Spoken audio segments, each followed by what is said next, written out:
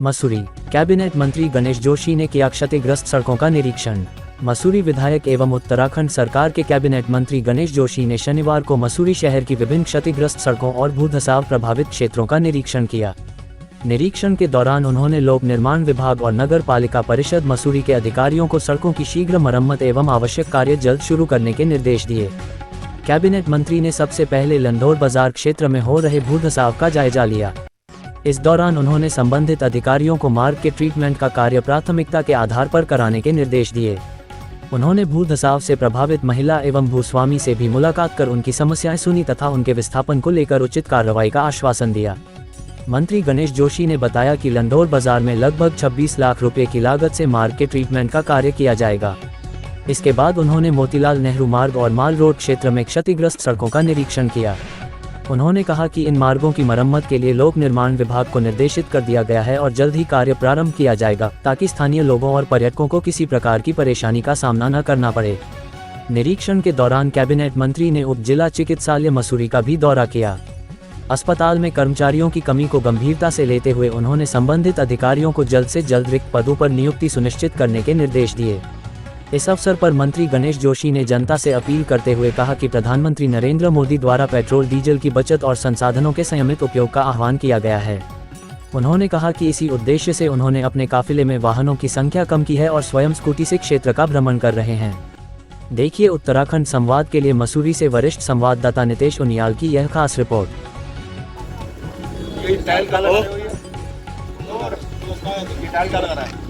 Tile इसी पे जाऊंगा, इसी पोर्शन पे डेढ़ सौ मतलब टाइल क्या लगा देंगे।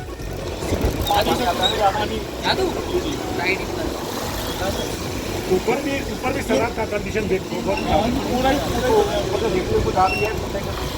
ये आपने कहाँ पर देखा सर? आपने कहाँ पर देखा? नहीं ये पोर्शन ही ऊपर कहाँ पर देखा आपने?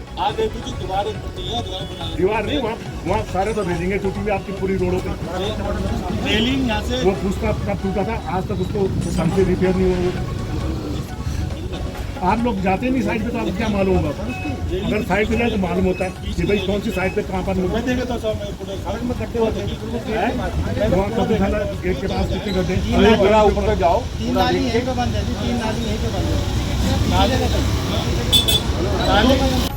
नायब तहसीलदार के आगे गालियाँ दी। मैं तो खड़ी में बगल में बैठा हुआ तो इन्होंने गालियाँ दी, ऐसा है वैसा है, अल्लाह ने फलाने जो भी। चलो हो गया, ये तो हो गया, अभी तो बहुत लंबी कहानी हो जाएगी। अब उसके बाद सुलेखवाल जी का फोन आया था कि आप इनको मेरी सुनो, एक मकान दे दो, एक दुकान दे दो। आप सुन लो, आपने सुनी नहीं कुछ, मैं उठ के चले जा, ठीक है? इन्होंने मेरा पक्ष ही नहीं सुना, आप इनको सुना। अब आप डिसाइड कर लो कि कौन गलत है कौन सही है। गलत सही की बात नहीं है, मैं बोलता हूँ कि ये है उस कंडीशन में। दूसरी बात इनके ये जो है उन्होंने, मैं एक बार सुन लीजिए तब से आपकी सुन आप देखो ये जो भी बोल रहे हैं कुछ बात सही है कुछ गलत है। ये बिल्डिंग के ऊपर बना रहे थे गेस्ट हाउस, ऊपर बताने के लोग रहते बिना बताए उनकी छत उड़ा दी, ये सत्य है। उनको नहीं बताए, वो जब यहाँ आए उन्होंने बोला हमारी छत उड़ा दी है। क्यों उड़ा? इसने बोला कि मैं वो गेस्ट हाउस बना रहा, सीढ़ी दे रहा हूँ। उन्होंने काम रुका दिया। अब काम रुका दिया, अब ऊपर इतना लोहा क्यों चढ़ाए? मेरी शटर अभी टूटा हुआ, अभी तक भी टूटा हुआ मेरा शटर। 4 की 5 तरफ लोहा आया। ऊपर गेस्ट हाउस बनाए, नीचे पानी का टैंक बना रखा बड़ा, इतनी टंकियाँ रखी है। दूसरे इंसान को तो वैसे ही मार रहे हो, क्योंकि पानी इतना पानी आ रहा था, इतना पानी। मैंने बड़ी मुश्किल से उन लोगों ने मुझे ऐसे ही दिया कि रजनी तो रह ले हमारे घर में की, तो वहाँ बच्चों को मारेगी, अपने आप को मरेगी, तो बच्चों को मारेगी। और आज बोल रही कि खुद पानी दिया भैया अपने बच्चे, तुम्हारी 2 बेटियां मेरी 2 बेटियां हैं। आपने इतना पानी छोड़ा कि मतलब परेशान करने की कोई लिमिट ही नहीं है, लिमिट ही नहीं परेशान करने की। 1945-50 से रह रहे, तुम आज बोल रहे कि हर रोड। हमारा ये मानना है ये सब चाहे वो आपदा प्रबंधन वाले इंस्पेक्शन करेगा, लेकिन एडम का इंस्पेक्शन मुझे, मैंने एसडीएम को भी कहा, मैंने कहा ये मान्य नहीं। सब एडम का कोई जो आपदा वाले आए ना, तो उन्होंने एक सारी खाली इस दुकान को गिलासों में दिखा के, दुकान बाजू में क्या है हालत देख, आपने सड़क तो देखी है कहाँ तक जा रहा है वो पानी। बाजूवादी नहीं देखिए नहीं ना, नहीं नहीं, उस दिन सिर्फ दुकान की बात नहीं हुई थी, सिर्फ दुकान की बात नहीं हुई। नोटिस तो दुकान को ही दिया ना, नहीं, आपने किसी और को दे दिया नहीं। मैम आपके लिए उस दिन ये बात हुई थी, उन्होंने कहा था कि बिल्डिंग में तो ये 3-4 है, सभी जर्जर है, 4 बिल्डिंग है ना, लेकिन ये बिल्डिंग ज्यादा जर्जर है। तो जितने भी लोग इसमें रह रहे हैं, जो उस दिन स्टेज में बोला था, सभी लोग आप लोग थे कि जो इस बिल्डिंग में रह रहे हैं आप उसे खाली करवाएं, खाली कराओ, ये एजीएम था, ये बात हुई थी। और आप गए थे एजीएम कोर्ट, आपकी बात हुई थी। मेरे सब वही तो कह रहा हूँ भाई, उसके बाद एजीएम साहब ने मुझे बुला के बोल चुके थे, उनको दुकान और वो रिक्वेस्ट करते थे, इसीलिए कर रहे थे मानवीय दृष्टिकोण से। कानूनी दृष्टिकोण तो भाई कानून काम करता है अपना, लेकिन मानवीय दृष्टिकोण से हमने ये कहा सर वो बेवा है बेचारी, कहाँ जाएगी, 2 बच्चे हैं, है ना। अगर आज की तारीख में इसको आप गिराव इसी को मान रहे हैं, नहीं इधर वाली बिल्डिंग मान रहे हैं ना उधर वाली मान रहे हैं, ना ऊपर वाली मान रहे हैं, सिर्फ वो पीछे देखा नहीं। अगर कभी आप अभी जाके देखें तो ईटा 10-15 ईटा झगड़ा हुआ है, झाड़ा गया, मैं तो झाड़ा हुआ नहीं, गिराता ही नहीं, ऐसे छोड़ देता हूँ। नहीं, छोड़ दो ना, आप जिम्मेदारी ले लो। मैं तो जिम्मेदार रहूंगा ही यार। आपसे एक बहुत हम्बल रिक्वेस्ट है सर, आज जिस दिन ये निरीक्षण हुआ उस दिन ऐसा बिल्कुल नहीं कहा गया कि केवल ये भवन गिरास हुए। उस दिन ये कहा गया ये 3-4 भवन गिरास हुए, पर ये रिपेयर के लायक नहीं है। ठीक है, ठीक है सर, यही बात नहीं है। तो आप पहले तो इस प्रोजेक्शन को प्लीज ठीक करिए। आप जिस तरह नहीं प्रोजेक्ट कर रहे हैं प्रोजेक्ट नहीं कर रहा हूँ सर, मैं, प्लीज नहीं, नहीं, नहीं, नहीं, नहीं, नहीं, आप लोग जो प्रोजेक्ट कर रहे हैं वो ये कह रहे हैं कि इस मैटर को पॉलिटिसाइज किया जा रहा है। नहीं, डोंट से लाइक दैट यार। लेकिन ये हम ठीक कोई नहीं है, सर। अरे पॉलिटिकल करने के लिए हमारे पे बहुत मंच है। दूसरी बात सर, मैं आपसे सुनिए, एक और हम्बल रिक्वेस्ट करूंगा सर, प्लीज। एक सेकंड किया है काफी सड़कें हैं मसूरी। और आज मैं मोतीलाल नेहरू मार्ग पे जा रहा हूँ। मैंने उसे ठीक करने के लिए कहा है। यहाँ की जितनी भी सड़कें हैं मैं कल ये अधिकारी को बुलाकर उनको दीक्षित करूँगा कि इनको जो है दुरुस्त किया जाए।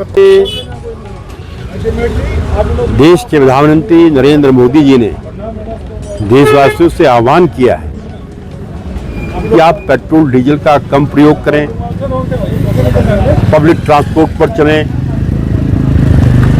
गोल्ड न खरीदें, विदेश यात्रा पर न जाएं, क्योंकि आज पूरा एक वैश्विक संकट पूरे विश्व के अंदर आ गया है। इस युद्ध ईरान, इजराइल व अमेरिका के युद्ध के कारण कच्चे तेल की आवक रुक गई है और भारत में 60% से भी अधिक कच्चा तेल बाहर से आता है। ऐसे में आने वाले खतरे को भांपते हुए माननीय प्रधानमंत्री ने अनुरोध किया है हर देशवासियों को उससे अपनी भागीदारी सुनिश्चित करनी चाहिए।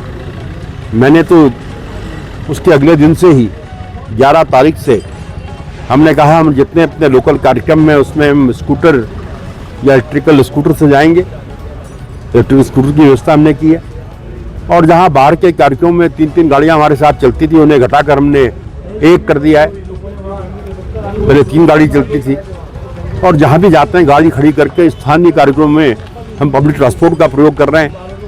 प्रधानमंत्री जी की इस मुहिम में हर देशवासी को अपना योग देना चाहिए, अपनी भागीदारी सुनिश्चित करनी चाहिए, क्योंकि राष्ट्र प्रथम है। जब राष्ट्र रहेगा तो हम क्या करेंगे, इसलिए इस भावना से सबको काम करना चाहिए। देखिए मोतीलाल नेहरू मार्ग की हालत मुझे आप लोगों के माध्यम से ज्ञात हुआ कि इसकी हालत ठीक नहीं है। आज मैं स्वयं भी यहाँ पर आया हूँ और वास्तव में ये मार्ग चलने लायक नहीं है।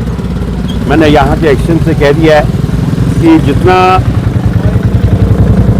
वाटर लॉगिंग जोन है यहाँ पर टाइल्स लगाकर इस मार्ग को दुरुस्त किया जाए ताकि यहाँ के स्थानीय निवासियों और टूरिस्ट को जो है कोई दिक्कत न हो। वहीं लंडौर में जो सड़क धंस रही है मैं वहाँ पर गया हूँ, उसका एस्टिमेट पीडब्ल्यूडी ने बना दिया है। 26.5 लाख का एस्टिमेट है। कल उनको पैसा ट्रांसफ़र हो जाएगा, शीघ्र ही उस पर काम शुरू होगा। और मैंने यहाँ की सभी सड़कों को ठीक करने के लिए यहाँ के एक्शन से कहा है। अगर कहीं लापरवाही दिखाई देगी तो उसके खिलाफ कार्रवाई होगी। हमने कहा कि ये ठेकेदार जिसने सड़क बनाई है उसके खिलाफ कार्रवाई होनी चाहिए। देखिए जब आदमी के पास काम नहीं होता, हमें तो जनता सेवा से फुर्सत ही नहीं मिलती, न्यूज़ देखने की फुर्सत नहीं मिलती। अब कुछ लोग बेरोजगार लोग हैं, काम धाम नहीं है, कुछ ना कुछ करते रहते हैं। जी मैंने चेयरमैन साहब से बात की है, हमारी पूरी कोशिश हुई कि वहाँ पर फास्टैग व्यवस्था की जाए। मैं भी आज आया था, मैं वहाँ पर रुका, जबरदस्त जाम वहाँ पर लग रहा था। तो वहाँ पर फास्ट ट्रैक की व्यवस्था के बारे में हम व्यवस्था कराई है। अस्पताल का भी गया हूँ, वहाँ की डॉक्टर्स से कहा कि यहाँ पर जो इक्विपमेंट्स आपको चाहिए उसकी व्यवस्था हमने कर ली है ओएनजीसी से, और वहाँ पर मुझे बताया गया कि वहाँ पर क्लास 4 कर्मचारियों की और स्टाफ की कमी है, सिर्फ उसको पूरा किया जाए। ये तो चुनावी मेंढक हैं, आएंगे चले जाएंगे, जनता की सेवा तो गणेश जोशी ने करनी है।